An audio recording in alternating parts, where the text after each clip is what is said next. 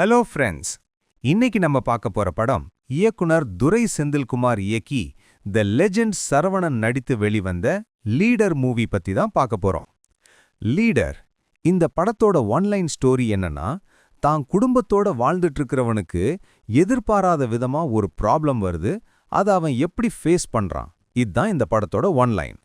Legend Saravanan இவர் நடிச்ச first படம் த லெஜெண்ட். எல்லாரும் நிறையவே ட்ரோல் பண்ணாங்க.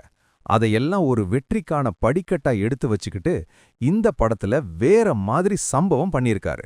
அவரோட நடிப்பும் இந்த படத்துல ஒரு படி மேல தான் இருக்கு. இயக்குனர் துரை செந்தில்குமார் இயக்கிய 6 படங்கள்ல காட்டாத ஆக்ஷன்ஸை இந்த படத்துல மொத்தமா காட்டியிருக்கிறாரு. இந்த படம் ஒரு ஆக்ஷன் ஜான்ரா அப்படின்றதுனால ஆக்ஷன்ஸ்ல நல்ல கான்சென்ட்ரேட் பண்ணி ஒர்க் பண்ணியிருக்கிறாரு. ஹீரோ எலிவேஷன்லாம் நல்லாவே இருந்தது. ரைட்டிங்காவே நல்லா பண்ணியிருக்காரு. டைலாக்ஸை விட ஸ்கிரீன் பிளேல வர ட்விஸ்ட்ஸ் ஃபென்டாஸ்டிக்கா இருந்தது. படத்தை நல்லாவே செலவு பண்ணி எடுத்திருக்காரு. படம் ஃபுல்லா ரிச் ஃபீலிங்ஸ் இருந்துச்சு. ஃபர்ஸ்ட் ஹாஃப் ஸ்டோரி நல்லா என்கேஜிங்கா போகுது வித் சூப்பர் இன்டர்வல் பிளாக்.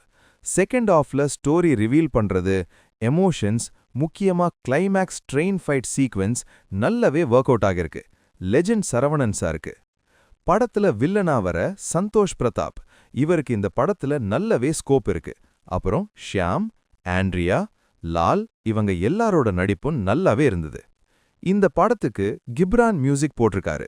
சாங்ஸை விட பேக்ரவுண்ட் ஸ்கோர் தான் படத்துல மிகப்பெரிய ஹைலைட். லெஜெண்டுக்கு போட்ட தீம் மியூசிக் அப்புறம் முத்தை திரு சாங்லாம் அல்டிமேட்டா இருந்தது. படத்துல அங்கங்க லாஜிக் மிஸ்டேக்ஸ் இருந்தாலும் படம் போற ஸ்பீட்ல அதெல்லாம் தெரியல.